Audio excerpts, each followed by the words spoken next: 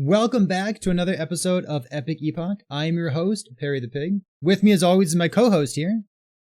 It's Dread from Epic Builds. I like the really long, drawn-out hello. If I can ever bait you into doing that, I'll be a very happy person. Maybe one day. Maybe one day. So we do have a special guest here as well. We have Arborus, friend of the podcast. Hello. Arborus, thanks for being here. I appreciate that. And the topic for today's conversation, so we've had a lot going on in Path of Exile. We've had a lot going on in Last Epoch recently. Man, a year and a half since I've played that game, and I'm still going to make a slip up. So we've had a lot going on with both patch 085 and specifically patch 085C, which we talked about last week. Some good stuff going on with regards to stability gain and the new dungeon stuff. And then even in the future, we have a little bit of spice. The extra unique items will be added to the game in just a moment once 085D comes out. So while we're treading water, waiting for those new uniques, our topic of today's conversation will be buffs and nerfs. So, Dread, how did we come up with this topic? What were we talking about? We were just talking about what constitutes a healthy nerf. Like what constitutes a nerf in a way where because what makes a good nerf? Well, a good nerf is when you have an item or something that is overperforming, right? And you bring it down to an acceptable level where it's still playable, but it's not obviously brokenly strong. And we're going to go and rate a few of these skills because obviously we couldn't figure out what actually is an acceptable nerf in terms of what actually is a good one, So this is the first time that Arborus has been on the Epic Epoch podcast. Arborus, I know why you're here. There's a ton of good reasons why you're here, but could you give us a quick overview, like who you are, what's going on, and maybe why someone in the community might know who you are? Sure thing. Yeah, I guess I play builds. They tend to get nerfed. I really like playing with poison, which has historically been an exceptionally powerful mechanic. And yeah, everything I touch just gets destroyed. Real shame. Um, as far as things people might know me for, there's a build guides that are on Dread's YouTube channel for Poison Lich and Poison Bleed Flurry Blade Dancer. There was also a Static Orb Sorcerer build, and I'm pretty sure all three of those now have the deprecated tag on them. They They are, have defunct, yes. yeah. Awesome. So I know that you've done a little bit of streaming in the past, and I know you've made a couple of videos yourself, but for the most part, it's other people who are highlighting your builds. I see you all the time on the official Last Epoch Discord as well. Seems like you spend a lot of time just answering questions and shooting the breeze there.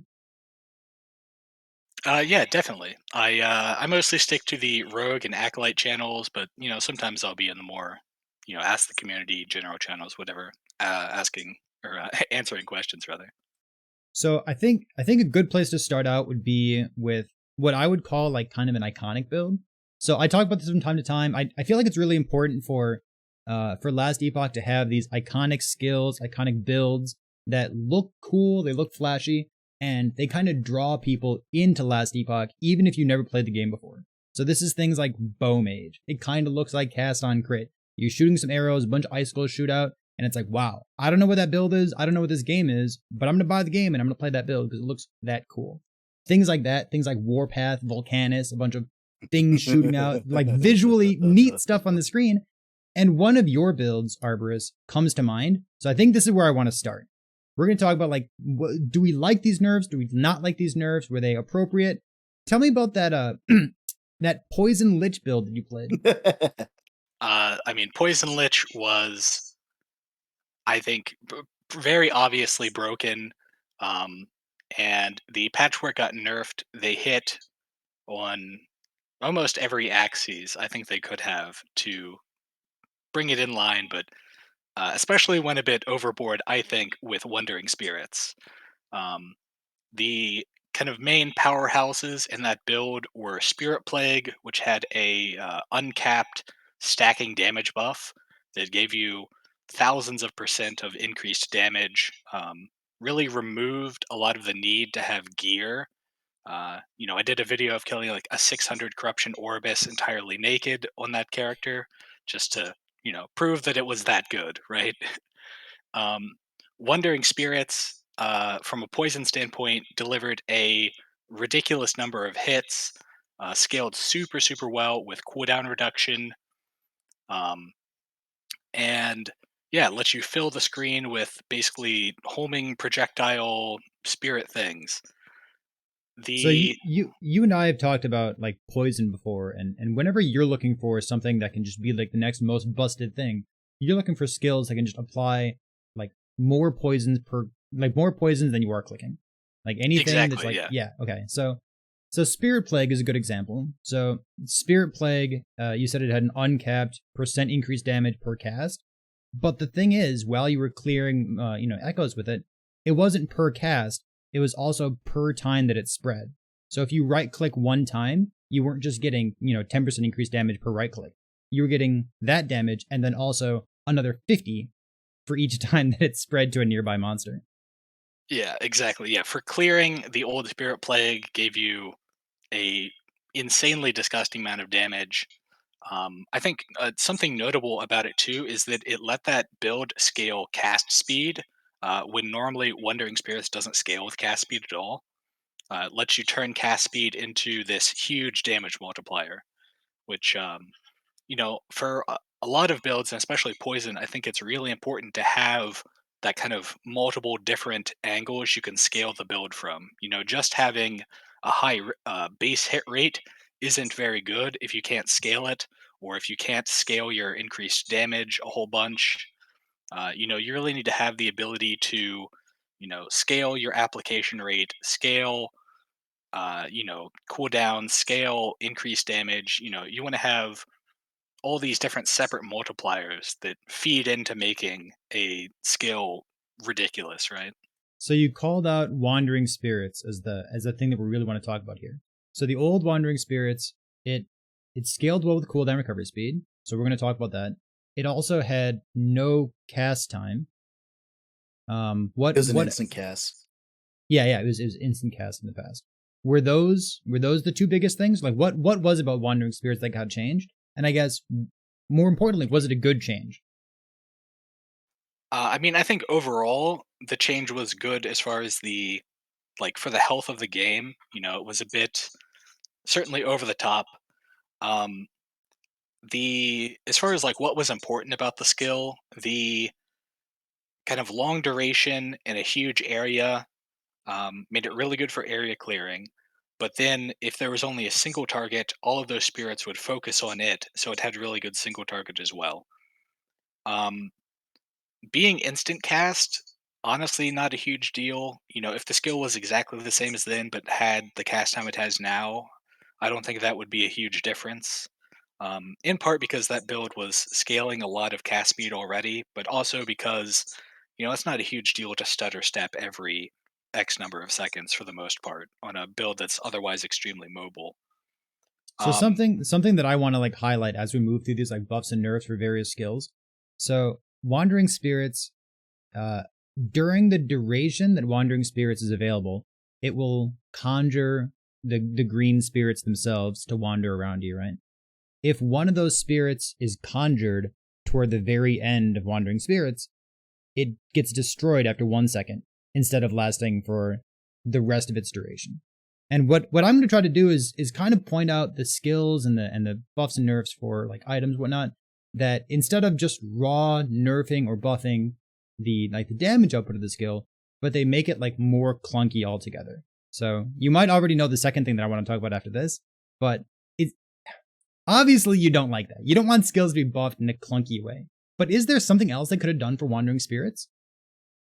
I mean, whenever I think about balancing ailment applying skills in Last Epoch, the biggest thing that comes to mind to me is always just reducing a skill's either ailment chance multiplier, like what they did for Flurry, things like Warpath, um, or something that I don't think they have done, but I would really like to see is tying the ailment base damage scaling to added damage effectiveness of a skill or a similar modifier.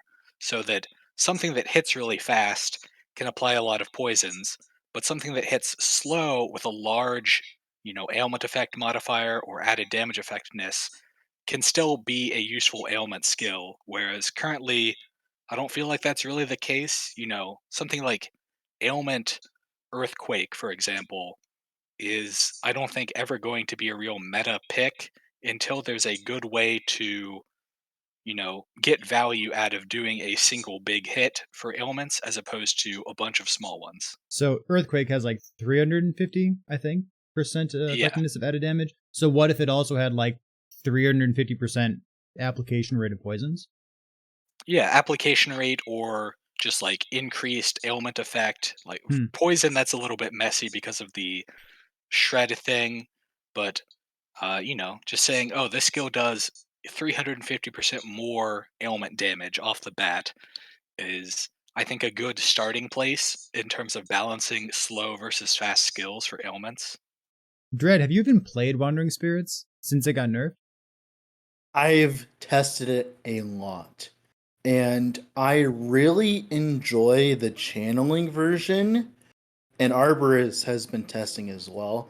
But my biggest problem with the channeling version is I think it should be a lot more like Warpath than like a standing still channel skill, where you can move with it when you're channeling it, but it reduces your movement speed significantly. So instead of like, being able to run through a mono with it on, you hold it and channel it and you're like walking. Like instead of just running, you're just walking.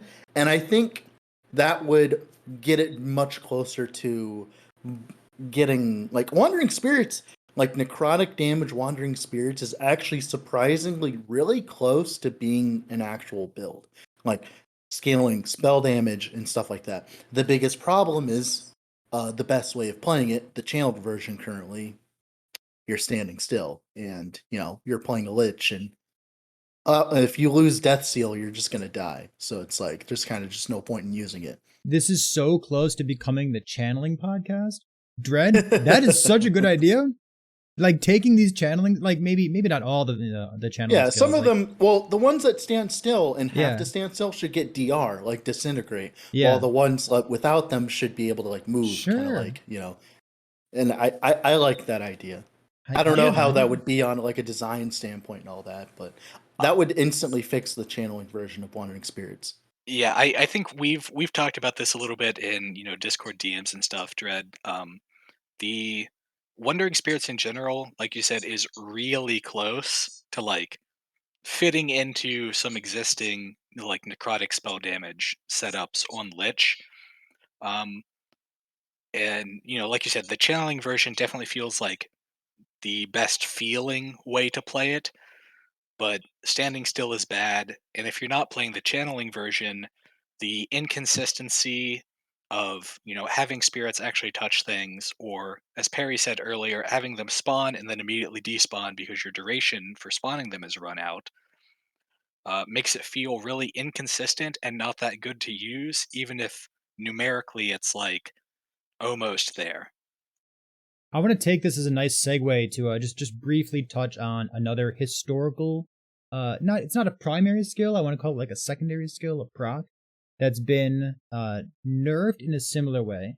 A little bit in damage, but a lot of bit in playability, smoothness, application rate. Can we talk real quick about the history of Shadow Daggers? Just real Yeah. quick. Let's talk about Shadow Daggers. Well, let's what before we talk about it, I do want to note that before we talk about any of this, there is historical precedence from the dev streams about how what the devs want Shadow Daggers to be. The devs on, well, at least Mike, when we asked him on the dev stream, right? He might be here in chat actually. He said that he wants Shadow Daggers to be kind of like a added damage thing. They don't want it to be your main damage. Like they don't want it to be Shadow Dagger, Shadow Cascade. They want it to be Shadow Cascade with Shadow Daggers as a plus. So that's like why they've been nerfing it the way they have been. But then they introduce stuff like Umbral Blades, and then I'm confused. Yeah, I'm gonna say I guess I found that attitude really odd, confusing, kind of at odds with the way things have actually been implemented. Um, having something like Shadow Daggers that is this massive, massive damage proc, has insane damage scaling. Um, Auto crit. it kind of it feels like something that wants to be its own viable archetype, and if it were going to be like support damage or like a secondary effect that is supplemental, it feels like maybe they should hit the Shadow Dagger itself so that it can be that supplemental damage and not feel really bad when you try to focus a build on it. I don't know. Is The is there something else in Last Epoch that kind of fits that description, like a secondary kind of toss it on the end? That's what the stuff like spreading fire, spreading flames, and like plague is supposed to fill. But they've kind of been power crept currently, and they're not very usable. Shadow Daggers is like the only one that's been like actually useful of late. So that's why this is such a, because like for instance, like imagine if spreading flames was really strong, and then people would be making spreading flames build. Does that make sense? No, not I really. guess something that comes to mind might be like the flame burst on Paladin, right? Being able to build a flame burst or like proc based Paladin build. Um, that's things that we've seen in the past, maybe still exist. I don't know. I don't play Paladin. Well, Uh, I can but speak for that. That's something that I'm currently using in my build that I'm playing outside of this weekend tournament. I'm playing just like an Ignite Paladin Warpath. And the Flame Burst, it does some damage, but the most important part is like it's another hit. It happens every once in a while, and then it like applies another ignite for me. yeah, I think the flame burst from Holy Aura in that kind of case is a really good example of how supplemental damage can happen. Um, things like was it aftershock, so an earthquake, which you can kind of build in through the skill tree. You can do like the damage over time totem thing. You have options to lean into that without making it the entire build. Uh, I think Shadow Daggers should be more like that, where it's a reliable but not massively impactful damage proc.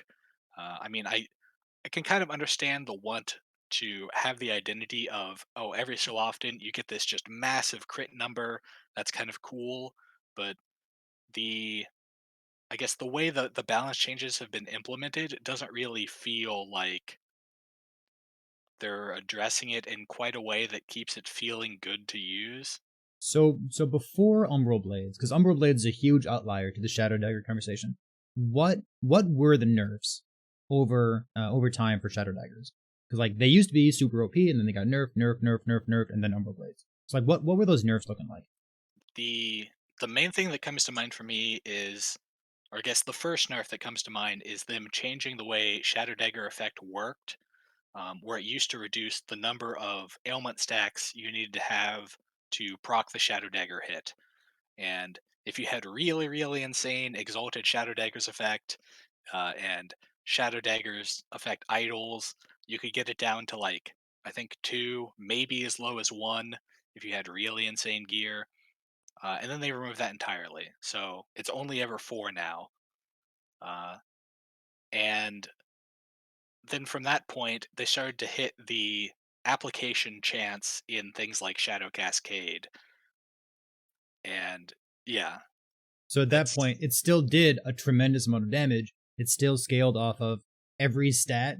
It still scaled off of flat damage. It still applied, like leech and on hit ailments and shred and all those things. It just happened less often. So it kind of plays into like this clunkiness nerf, similar to Wandering Spirits, as opposed to just like hitting the damage, right? And yeah, flame burst too. That's how yeah. they I, hit flame Flame. That's burst. actually a good segue for Flame Burst too. Flame Burst. So Dread, you play. I guess according to your YouTube here, every other build is a Warpath build. Is that right? A few months ago that was the case, but not currently. But speaking of flame burst, so they pretty much touch flame burst the same exact way that they touch shadow dagger application rate. Pretty much they made it so less ailment application rate applies to to the ailment that then procs at 4 stacks or whatever, I think it was like 6, I think, yeah, 6 stacks for Flame Burst, and then it does the spell. And that didn't kill the build. Like, that didn't kill the build at all. Like, with the Shadow Dagger build, it didn't kill the build at all when they nerfed that. They didn't change it. Like, you can still play Shadow Dagger Cascade with just Umbral Blades now, I guess. Like, you can still do it. The problem is, it just feels terrible to play now. Like, it feels way worse to play. And it's like, well, I can still like do like 400 arena waves with this, but like, am I gonna enjoy myself? No. You're like, for Shadow Daggers, like you can still push really high with Shadow Dagger, like Shadow Cascade. Are you gonna enjoy your time? No, you're just gonna run around the arena and wait till the Shadow Daggers proc instead of just having the Shadow Daggers proc. Now, I should mention this is exactly how I plan on spending my weekend.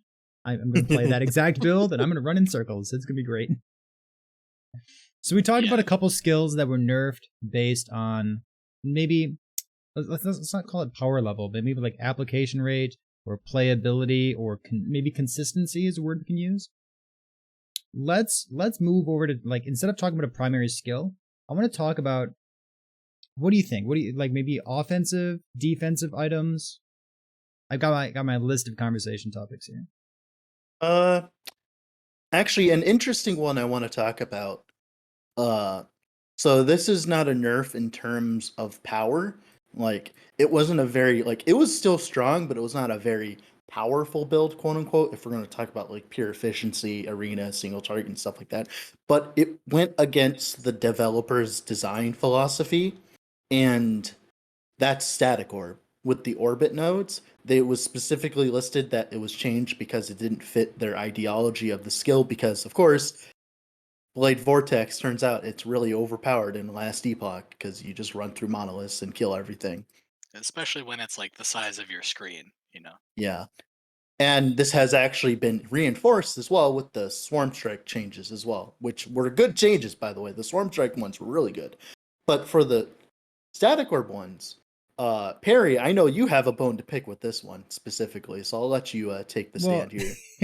So the Static Orb change, I'd have to pull up the mastery tree itself, or I guess the skill tree itself, to know exactly what the change was. But the Static Orb, if you want to continue playing the Orbit playstyle, you can no longer take the minus 22 mana cost. So the minus 22 mana cost comes with the downside of, like, not spawning the small orbs, which just destroys the entire build. So I think there's still some things that you can do with Orbit, but like, so much of the power and maybe the fun and playability of it has been tossed out the window. So really, with Static Orb and like the Orbit change, where they put the power in the skill itself, the two things that I would say about it are, one, it kind of killed the Orbit playstyle. You don't really see anyone playing it for good reason. It wasn't the best playstyle. I guess it wasn't the strongest playstyle. Let's say that. It didn't have like the biggest damage numbers. It couldn't kill monsters the fastest or anything. What it did is it spun up, your Static Orb, and you cleared content as fast as you could and just ran to the next echo. So it reinforced the strongest build being the strongest build. It limited the number of playstyles that you have with Static Orb. And I think this is a big one because it's on accident. I used to say that Static Orb was like my the most diverse skill. You could build it like maybe 5 or 6 or 7 different ways. And one of the most fun ways, which was not the strongest, is the one that got to the chopping block, which was the Orbit. So you still have damage over time. You still have, the mana crit builds. You still have like a bunch of small orbs. But, even in making the change to the Orbit playstyle, I've been told that it was intentional, that they nerfed the yo-yo playstyle. I don't believe this. I do not believe what I've been told, that it was intentional that they ruined the yo-yo. Now, if you want to play yo-yo Static Orb, you need to path through the node that makes it like an 80% chance for your stuff, for the small orbs not to spawn. Like, nobody played the yo-yo. It was fun. It was cool. It was different. It was like, the ball goes out, the ball comes back. It's like a very visually distinct playstyle. It makes someone think to themselves, like, oh, I've never seen Static Orb this way. This is kind of cool. Like, maybe it's less damage, but I could use it for these other things. And all of a sudden, just right out there, collateral damage. And nerfing Static Orb that way, I think I think they used a hammer instead of using like maybe what's a better tool that isn't as blunt as a hammer? I A think- scalpel, perhaps. A scalpel? Sure, for sure. I think the problem with the nerf is it kind of just goes against everything we've seen so far with the game, specifically with how the skill system is supposed to make you want to play different versions of the skill, but then they're removed in that case in terms of the yo-yo specifically. Like, for instance, I was planning on playing a yo-yo version with Frostbite because that made sense and it was cool. And now I do not, because it does not make sense anymore. But you could still play the best static orb build, which is just Well, yeah. like the crit one or the mana one or the mana crit one or the damage It was over time very one. They're all quickly phenomenal replaced. builds. It was very quickly replaced, the Orbit one.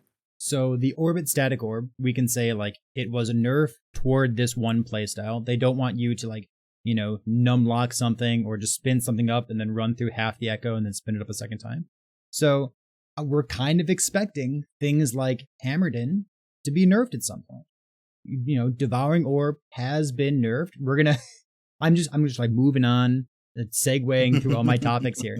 So Devouring Orb got a nerf because in the past, Devouring Orb was bugged in just about every single way that a skill could be bugged. There were more multipliers that were supposed to be hit-based, but weren't.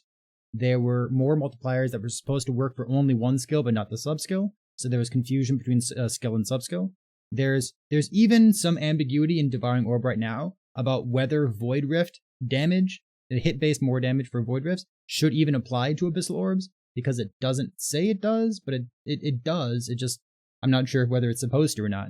So there's this whole bunch of confusion about where the damage should be and where it actually is in Devouring Orb. And what they did with Devouring Orb is they took away screen clutter, which in my opinion is a good change to make. But they also just like took away all the damage of the build. So the only thing that Devouring Orb has right now is like proc rate, which is kind of cool. But if it's a proc rate build, like maybe you want to use Devouring Orb for ailment application, except all the more damage multipliers are non-ailment based. They're only hit based. So it's kind of in a rough spot. Go ahead. One thing I'd like to mention before we start talking about this specific thing. Last Epoch is a very special game in this sense where we're actually able to have these discussions about, you know, the developers actually talking to us about things, because they have a very nice channel in their Discord called Ask the Devs, Not Bug Reports. And it has been one of, I think, the best, like, ways to develop help develop the game, as we are able to help devs find bugs very quickly, find bugs, find problems. We're able to ask about game mechanics and stuff, right? All of these things are absolutely amazing, and they're absolutely amazing for that specifically. I just want to point that out. So when we're like shitting on certain things like the Devouring Orb stuff, they are very good at communicating with us. Okay, That's just a great Devouring caveat. Orb is a Thank you. very confusing skill. Yeah, I was gonna say you mentioned they nerfed it to address screen clutter, but didn't you play a Devouring Orb build recently that is like all about screen clutter? I think you and I both played that build, and yes, we Yeah. absolutely did. Well, it's because that build wasn't as popular. That's part of it too. You're talking about the play style, stationary sure. Devouring Orbs, right? Yeah. Mhm. where you Yeah, have, nobody like, the 1 played that second before. cooldown and Nobody played that before the nerf. That's part of it too. Mhm. Man, there's so many good topics that we have here. I feel like we could do like another hour just on Devouring Orb as well. Just start writing these down, hey? So, Go ahead, Perry. please don't get me started. I want to highlight something else. So let's kind of shift gears. We talked about Poison Lich. We talked about Devouring Orb, maybe a little bit of Shadow Daggers and like how these things have been changed over time. Let's talk about maybe some defensive mechanics. We had like a pseudo defensive podcast recently. We didn't quite get to it because sometimes the topics that we stumble upon in the podcast are just too good. So right now we're going to briefly try to touch on one of these defensive mechanics. I want to talk about something that's been nerfed, and I kind of think it's in a good spot now, but what about ward retention? What about ward generation? If you want me, I can explain what happened. Tell I me, was there. please. I was there for it. It was terrible. So back in ye olden days, before resistances were a thing and we had protections, the game was in a struggle between either protections being OP or ward being OP. And every other patch would be what's busted, protections or ward, protections or ward. And then EHG, much like what they did with protections, and I commend them immensely for this. They're just like, oh, you see that word retention number? Half. There you go. And that fixed the problem. There were no more good ward builds other than like some rip blood shenanigans that were quickly fixed. And what they did afterwards is the important thing. And I think this is the same case for Wandering Spirits in this point as well. Is they're going by the philosophy of nerfing something really hard. Path of Exile does this too. They nerf something really hard to the point where it's unusable, like Ward was back in the day, and then just raise it back up till it's playable again. Like for instance, the addition of something like Twisted Heart or Frostbite Shackles and all of these added bases for ward retention, all of these things culminated into Ward being actually playable again. It is very unique heavy, but it is playable again. Yeah, I don't know. I don't know. There's I think a lot going against Ward still at the moment. Um, not being able to use endurance being the big one. Not being able to use leech. I feel like there are only a small handful of builds that are generating enough ward and generating it fast enough to really make it an attractive option. Um, I Leech is something that I think probably could be on the chopping block. It's a little bit ridiculous, I think, how strong Leech is and has been. Endurance, I really, really like. Maybe it's still too good. I don't know. Um, but it feels like the ward builds that are good are few and far between. Yeah, And they're especially slowly coming back. Yeah, and especially things like low life ward in particular, I think is still in a really rough spot.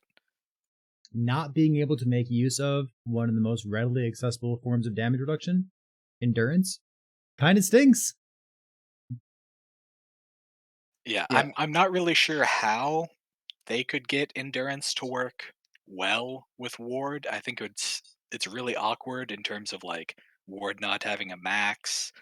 Um, does your endurance just apply if you're on low life in ward? Like, I'm not sure how they could get it to work, or if there should just be some equivalent somehow.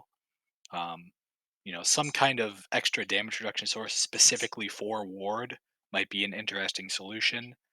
Um, Something to fill up an extra suffix or blessing slot or something for dedicated ward builds might be interesting.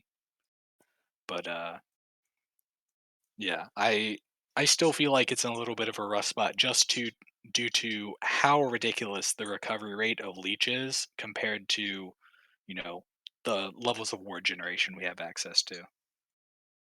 I think things like Twisted Heart certainly compete like super well.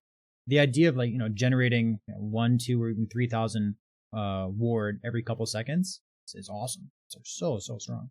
It's but it's in really defense, strong, but ward is or leech is like a I guess leech has the benefit of not being like a discrete like instance of you gain X at this interval. It's just the kind of smooth filling up of your HP, and if you do enough damage, it is effectively instant. But it also allows you to overcome damage over time effects in a way that is kind of disgusting. Damage over time just like continues to be one of those things that's really hard to mitigate in last Epoch. You have an Yeah, amulet base, and then there's not much else beyond that. we were talking about poison lich earlier. That was one of the things that I think was really really strong about poison lich is you got to utilize oh, the continuous leech of poison, dealing dot damage. So you almost always had a bunch of leech instances stacked up, and you're a Lich, so your leech just like never expires. Hmm. So not S- to derail the Are conversation. you that excited by Twitch chat? Yes, I am, because one of the developers have posted an idea. They want like a unique ring. Your endurance applies to your first ward bar. And what they're talking about is like the little bar. Like, so for instance, it would be your HP, because the way the ward bar works is it scales off your HP. So for instance, if you have 1k life, right, and you have 5k ward, you'd have 5 bars. And if you have like 1k life and 1k ward, you'd have 1 bar. I believe that's the case, right? I honestly have no idea. The real kind of ward builds that I have touched are zombies, and that one has so many ward bars that it's just like a black bar above your HP. Um, the I it's definitely an interesting, unique idea, but I think for me personally, what I would like to see is like an additional mechanic that can be on crafted item suffixes or like a blessing slot in the way that endurance is. Um, whether that is endurance itself or, like I said, something unique for ward. I feel like ward is maybe like the HP based ward builds that are like gaining a percentage of their HP as ward. Obviously, can fill their suffixes with health and cold resist for frostbite shackles or whatever. Hmm. But having the ability to use their suffix slots for like another multiplicative EHP increase, I think would be interesting and feels like a niche that is missing at the moment. Honestly, it I kind of reminds me of like block chance suffixes, like the hybrid on the on rings and gloves. Where, like not every build wants it, but if you're in the market for it, there it is. So like if you're playing a ward build, like you could build more life, you could build res, you can build whatever, but you also have access to like maybe a sealed tier 2 ward endurance or whatever you call it. Yeah, and I've actually have the experience now of playing with some ward builds that aren't just like the cheesy ward builds, like the Twisted Heart, or the relic, not the relic one, the Vessel of HP Strife. regen one. Yeah, Vessel of Strife. Like not those, but like just ward, like mana gain, like mana spent gained as ward.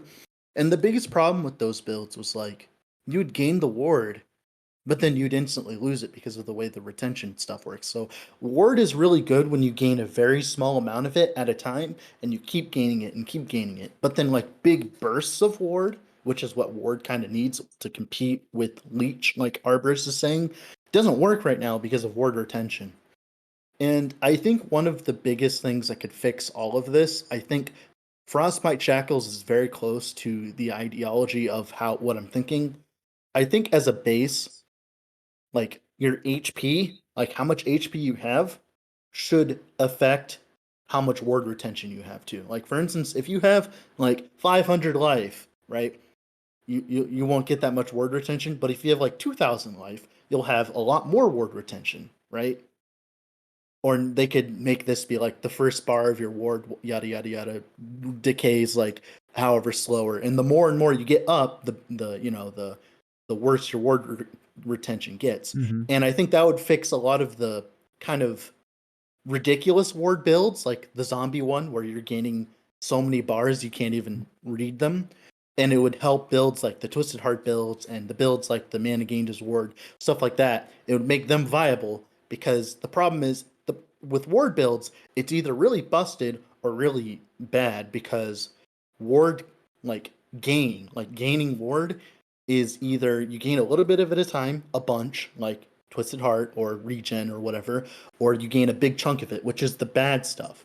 Like all the stuff that gives you a bunch of ward at once is the bad stuff, because it just instantly gets eaten away by ward retention.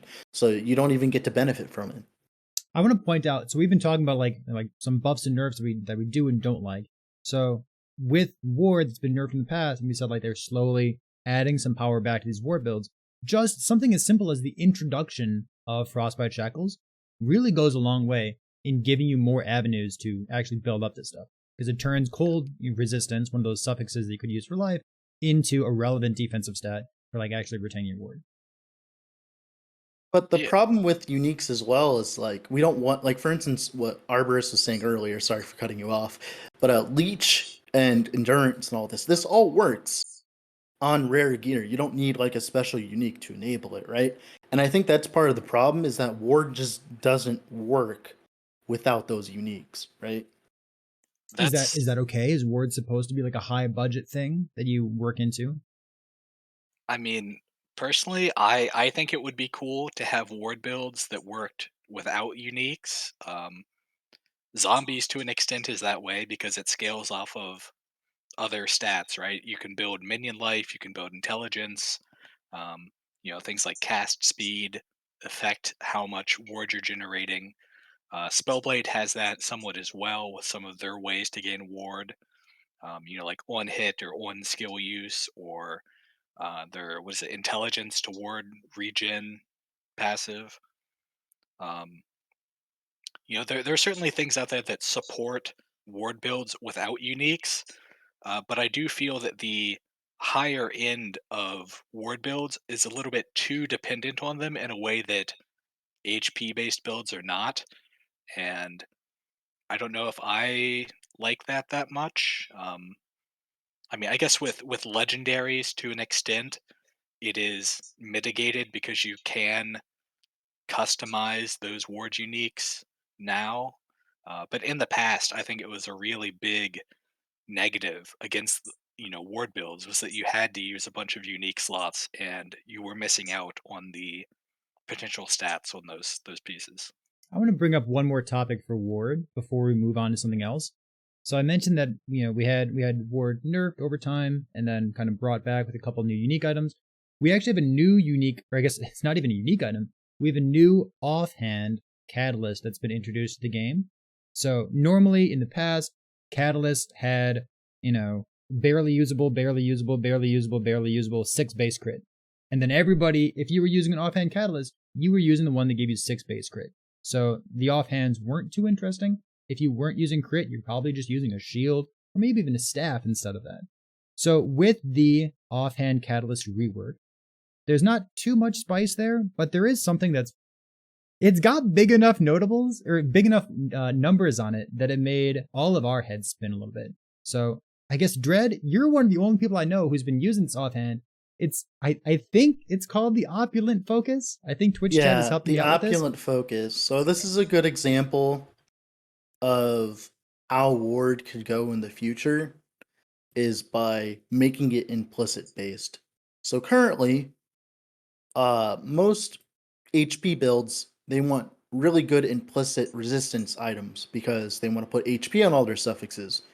Well, Ward seems to be going the opposite direction, where they want really good Ward implicits and they want to ignore their suffixes other than resistances. And I like that. The opulent focus is a very very strong start to that. It is by far one of the strongest pieces of Ward, like in general. The problem is it's still outshined by shields, not because it's bad or anything, but just shields are better in those kind of builds, like in Spellblade specifically. And it's like, or you could just be using a staff or deal more damage, or you could be, using what like the base crit as well. Like there's a lot of other ways Mm-hmm. you could be using your offhand right Is now. is And this like a Bastion is too strong conversation? Is this like the block effect formula for damage mitigation? Is that too Oh, strong? Is that what's outshining this? Bastion, in uh my opinion, definitely too strong. yeah.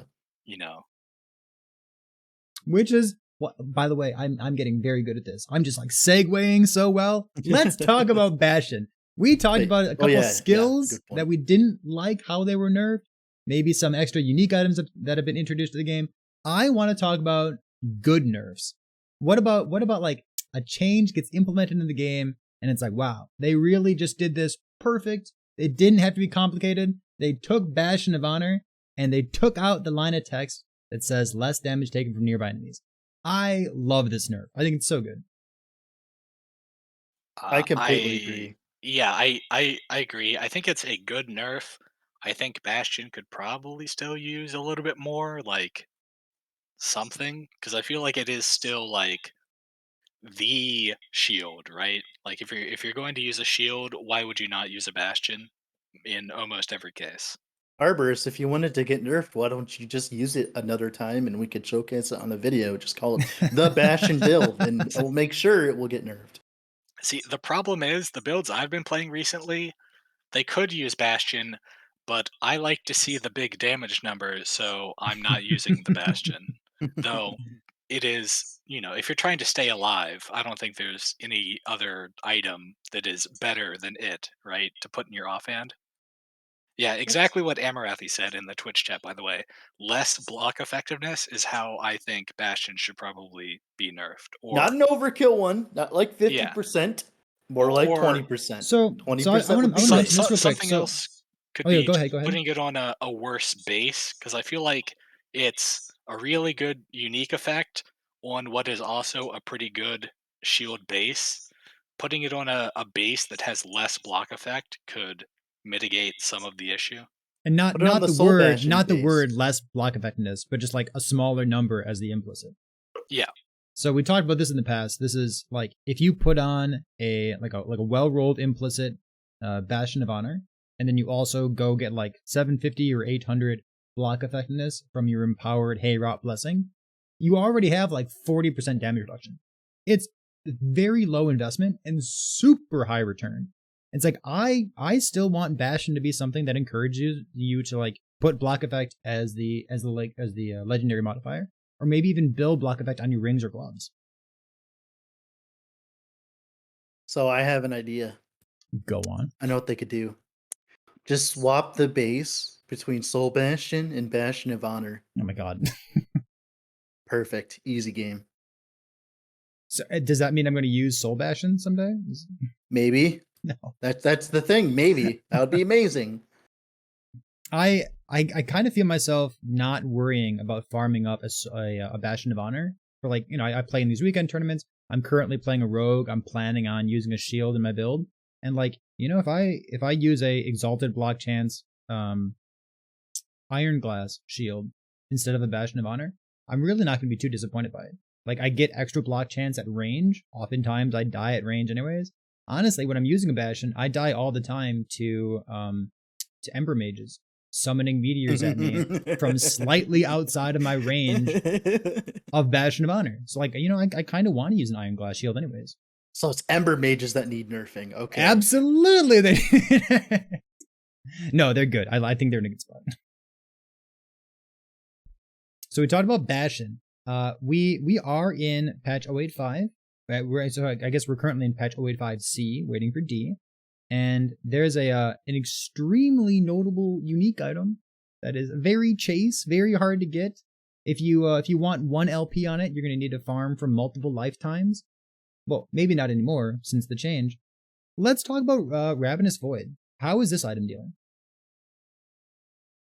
I mean, honestly, I feel like it's definitely in a better spot than it was, but I also, at least personally, haven't really been playing builds that are wanting or able to make use of it, I guess.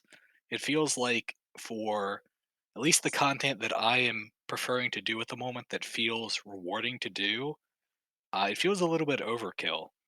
Um, like using it for arena, I could see, but if all you're wanting to do is, farm T4 dungeons, do, 200, 300 corruption, farm some LP uniques or blessings or whatever, you really just don't need that level of defense. So currently, I guess, so in the past, Ravenous Void were giving 25? Was that it? Yeah. Is 25% less damage taken for all damage types? No, it's 15%. Yeah. For just one day, it was a lot of mitigation against only Void and Physical. And there were some interesting lines of text that went along with that. But then since then, it's been rebuffed, I suppose. So basically, Ravenous Void used to be 25, and now it's 15 less damage taken against all damage types. It's still a super strong defensive layer. You don't really have much competition for it if you're looking for defense. I think Ravenous Void is in a lot more healthy spot than Bastion, not because of its lines of text, but because of what slot it's in. Like, for instance, Bastion of Honor, the reason why it's so overpowered is because other than like a really good exalted shield, like there isn't that much that actually competes with it. Like we were talking about the opulent focus. The opulent focus is on a way less tier. Like Ravenous Void is on a way higher. Like I mean, Bastion of Honor is on a way higher tier of power than like an opulent focus for reference. Even with like an exalted, sealed, like insanely powerful like opulent focus, right? Like the best of the best, it's still better than like a base Bastion. And the reason why Ravenous Void, I think, is in a very healthy spot, as Arborus is mentioning right now, is it competes with one of, I think, the coveted spots of like of the game. Like for instance, I'm just going to scroll down the unique list here. We got, for reference, we got Wing Guards. That's a very strong pair of gloves that a lot of different builds use, and it would definitely use over a Bastion in most situations. Loraka's Claws, that's another good pair of gloves that gets used over, Ravenous Void. Madeline's Hubris, we're not going to talk about that one. Raven's Rise is a very strong one as well. Salt the Wound, Atrophy, Frostbite Shackles, heck, even Drill's Obsession. Sacrificial, no, just kidding. And uh, like that's the difference is when we talk about overpowered things are strong and all that, it always needs context. And that's why Ravenous Void now, in its current state, is fine. Before, it was kind of OP, but it was supposed to be because it was like your chase item. And now it's kind of like, I can see myself dropping these for something else. And, if that's healthy, right? And that's why it is healthy versus like a Bastion, for instance, is because it's just so different. You're mentioning something that I feel like I talk about all the time, which is just opportunity cost. I think one of the big things that Bastion has going against it, like, this thing is still too strong. Okay, maybe Bastion's not too strong. Maybe it just doesn't have enough of an opportunity cost. Like, what are you giving up for it? If you're a spell crit build, you're giving up 6 base crit, which is kind of a lot, unless you're playing something like Smite that has 10 base crit in the skill tree itself. But, doubling your base crit from 5 to, 10 or even 11 is a really strong thing for a spell build. But if you're not playing a crit spell build, or if you don't need help with that base crit, what are you going to do? you're going to use a two-hander, or you're going to use a Bastion. ELDR rare implicit gloves suck right now. Yeah, I mean, I don't know. I mean, rare gloves are fine, I guess. I think they're in a good spot. Yeah, I think rare gloves are approximately okay. There are plenty of times where I could see myself using rare gloves. There are a lot of great unique gloves too. Like you said, there's a lot of competition for Ravenous Void. And yeah, there's not competition for Bastion, and as Perry said, the opportunity cost is not there. For your shield slot and maybe a blessing, you are getting 40 to 50% damage reduction, which is really, really hard to match. I wonder if we just need more catalysts. So Well, during the yeah. catalyst change, they said this is the big catalyst rework. They said they used the word overhaul for it. And honestly, I'm kind of unimpressed by it. We have the new cast speed, low level base. They gives you 8 cast speed. What else is there? I mean, to be fair, I really do think that Fleshbound Tome is really strong. It's just I haven't played a Necromancer in forever, so I haven't been able to showcase how strong it is. But I'll leave that for another day. Would a minion build want to use the Fleshbound Tome instead of either a staff or just a shield? Zombies, mainly zombies. Yeah, it has minion life on it, doesn't it? Yeah. Yep. It is very up to good for 66% minion life. A lot of minion and life. 16 intelligence, which gives your zombies base life. Yep. You're talking about other offhands. The Dragon Eye certainly seems like an appealing one if you do not need that base crit. That's spell crit multi, isn't it? Yeah, up to 40 spell crit multi. I wonder why it's not just crit multi. Would that be too good? That would be an interesting option. But then it would be the go-to for throwing attack builds that didn't want to take 15% increased damage. But then they're giving up using a shield. I kind of like that. Well, yeah. Oh. I mean, the thing is, as well, I think the problem with the catalyst stuff isn't the actual catalysts themselves. I think the implicits are amazing now. It's just, what do you even put on a catalyst? Like spell crit multi, resistances, what do you actually put on a catalyst that I benefits mean, you in the long term there versus like a Bastion, you know? there are definitely a few catalysts that I think are maybe a bit boring or redundant. Yeah. Um, like the Divine Instrument base is a level 62 base. I don't know if there really needs to be this like intermediate between, the other base crit offhands to that extent. Hmm. Yeah. Like I really like Astrolabe. I mean Chronolabe. I like the idea of the mana gain spent as ward, but like I said earlier, it's just ruined by the ward system in general. Maybe Yeah. it needs a few more touches there for some extra love. I guess Yeah. that's another thing too, is like, Astrolabe, Chronolabe, basically the same kind of redundant thing. I think it would be more interesting if there was a bit more variety. There's not any directly ailment related offhand.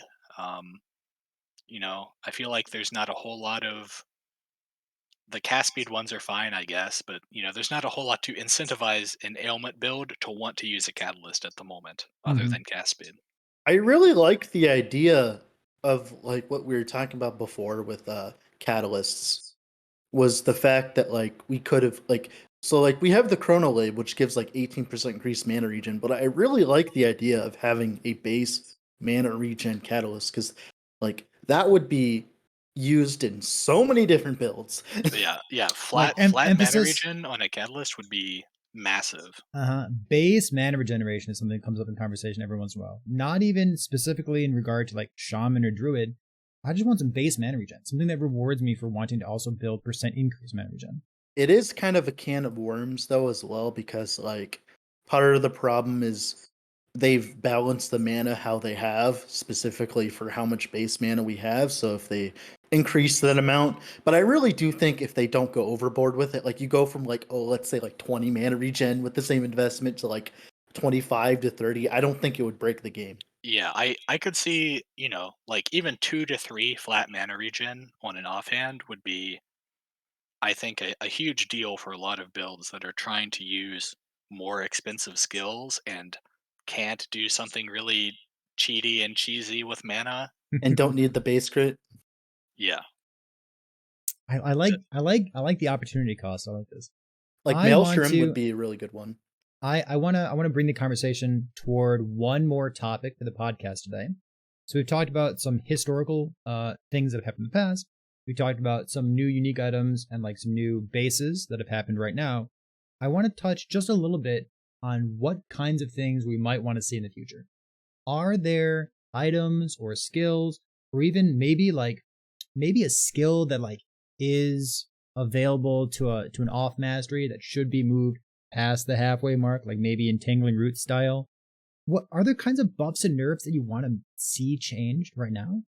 So not as a skill per se, but as a passive, I've mentioned to you to this before, and I'm very big like supporter of this. Is moving the extra 15% DR from Aspect of the Poor to above Beastmaster. Sadly, it is another Shaman nerf. I know everyone cry, but I think it would be healthy because there are a lot of builds in Druid. I'm sure EHG knows this because they look at this stuff. There are a lot of builds that use Aspect of the Boar, a very like almost all of them. The only builds that don't use Aspect of the Boar are like Spriggan form. I'm like, oh wait, you mean the transformation that doesn't get used as often as the other two? I wonder why. It's Hmm. like as if it doesn't have access to Aspect of the Boar or something. So if you're not, if you're not using Aspect of the Boar, maybe you're still taking, God, what's the first 8-pointer called at the beginning of the Beastmaster tree? It's the nearby damage It's like reduction. Ursine It gives you Strength. Ursine 16%. Is that strength, it? yeah. All right, Yeah. so Ursine Strength, putting 8 points into Beastmaster, even if you're playing a Druid, even if you're playing a Shaman, that sounds great to me. I love it. But spending 20 or 25 points just trying to get some extra defenses, like, okay, I guess you don't need to take the defensive buff, but you need to take the defensive buff. So Well, the many That's points. problem is like every other build is going to take it. So if you don't take it, your build is just objectively worse than all the other ones because of that. Yeah, that's something that I have always felt like on Primalist. I really like that it has Aspect of the Boar. It's really nice to be really, really tanky, but it feels like there is a 20 to 25 point tax on every build because you have to get Aspect of the Boar. I think every build should probably get Berserker in the base Primalist tree. There's a bunch of kind of defensive things that just feel a bit too generic and accessible to everyone in a way that makes everyone want them and then feel like a point tax. Mm-hmm. And this was exacerbated by the introduction of hide skin and impervious. But yeah, Hide I skin mean, is impossible to pick up these days. yeah, hide skin is something that I look at and I'm like, man, I want this, but how do I get the points for it? I want damage, dang And it. impervious is something that I have never felt like I've been able to fit into a build cleanly. Like everything that I've wanted to play on Druid always feels like that last row of the passive tree is like just almost inaccessible. Like, why would you ever grab the companion spell damage thing? Like, how would you ever justify that? I tried to grab it because I was doing a Spriggan Vine Bear build when the Druid Yeah. rework first came out. And it's great. Who doesn't want 40 companion spell damage for their Giga buffed Spriggan? But then you realize you're a minion Wait. build with, you Yeah. know, not that many ways to sustain yourself. And you're like, man, I really wish I could take Hideskin so I didn't, feel as Die. squishy. You're also playing with Spriggan, and Spriggan is using base Spirit Thorns as well, which gets the added damage effectiveness of 60%, and you realize that 40 actually isn't 40, and you're just kind of sad. Yeah. Okay. Poor Spriggan. So we got one answer from Dread so far. Arborus, I'm totally gonna put you on the spot. How about something, maybe a skill, maybe a mastery, maybe an item that you think maybe deserves a little bit of buff or maybe even a little bit of a nerf? I mean, things that deserve a nerf, there are too many to list. I feel like Bastion, Poison, Leech. Mechanics that you could use nerfs for sure. As far as things that could use buffs, um, I mean, most of the things that I'm thinking of would It's wrath. probably be Smelter's wrath. numeric buffs, but I'm more concerned with like gameplay feel in terms of changes at the moment. Things like wandering spirits. I would really like to see something done about the spirits fading at the end of the uh, summoning duration. Um, Things like flurry, I think, could use another pass. The bug fix to the attack speed, I think, has left that skill in a really weird feeling spot. Um, it's As a certainly more question, balanced, but it does not feel quite as responsive, snappy as I think I would like it to be. Okay. Arborist, would you ever play Crit Flurry now after the changes? I was honestly with the like poison flurry nerf in mind. There were quite a few kind of crit flurry builds that I had tested out. Had characters. Was trying to get some gear for, and after the change to the attack speed, I really just don't feel like doing it anymore. Um, the skill just does not feel that good to play at the moment, and not even just damage wise, because I don't crit flurry. I don't think would be quite the level of damage I would want for the investment, but just the gameplay feel of flurry now being a lot slower to hit is just not very satisfying. I like the call out there. Just not even complaining too much about the damage, but just what it feels like to play. Like it's a video game. We're supposed to have fun with this. Does it feel snappy? Does it feel responsive? Does it feel like something that I want to, turn on a stream, turn on Netflix, and just blast some echoes with? Yeah, personally, that's really the thing that I look for in builds. Obviously, huge single target damage is great, but it needs to have that kind of base level of does this feel good to play? Um, and there are a lot of skills that I think aren't quite there at the moment, but luckily the game is in development. They're taking feedback. I'm sure we'll get there eventually. A good example of like a nerf slash buff, whatever, that changed a skill to the point where it felt good to play that I really like was the Swarm Strike changes after the bug fix that fixed it. Because now Swarm Strike how it feels now. And it's like, sure, it feels clunky to play, but it feels worth the investment, right? Like you spend all this time making the swarm strike thing, like the locust swarm, but it does damage. And I think that's a good example of how there are some skills in the game that feel clunky on purpose, as like that's the point, that they feel worse to play, but they should deal way more damage than they do. Like for instance, Infernal Shade is a very good example of a skill that would be amazing to play if it just did damage, right? Just a little bit more than it does right now. Maybe not Yeah. just 1 ignite per second, low base damage, etc. Yeah. So I want to offer up my answer to my own question, I suppose. So my question was like, what's something like we kind of want to see maybe buffed or maybe nerfed a little bit. So I want to talk about Ignite for just a moment here, because what patch was it? I think it was 085C, my favorite hotfix of all time. They introduced a buff for Fiery Dragon Boots. And I'm just going to keep talking about this You're because I think these obsessed. boots, I think they're so good. So Fiery Dragon Boots, in case you don't know, they were amended to say, increased chance to receive a crit, but it's up to 85% less bonus damage taken from critical strikes, which means when you get crit, instead of being like a huge spike in damage, it's a small little bump in damage. And it's really not that big a deal, especially if you combine it with maybe a little bit of crit avoid, maybe a little bit of blind, because a blind puts in a crit chance penalty on the enemy. And like having some extra reduced bonus damage taken from critical strikes on a two-hander, for example, is a great way of just mitigating crits altogether and not worrying about crit avoidance. So it allows you to, do other things with your blessings and your suffixes and what kind of gear you're looking for. So with that said, I love what Fire Dragon Boots are doing. I'm glad they got the buff. I want to see a little bit of a buff for Ignite. That's what I would like to see. I don't know if it needs to be a damage buff or like a utility or a secondary effect like Poison has, but with Ignite, I was asking Twitch chat when I was streaming, I was like, hey, like what's the best Ignite build out there? Like, let's go do something with Ignite here. And every Ignite build that people recommended to me was just a worse version of a crit build, or a worse version of a poison build, or a worse version of like a frostbite build.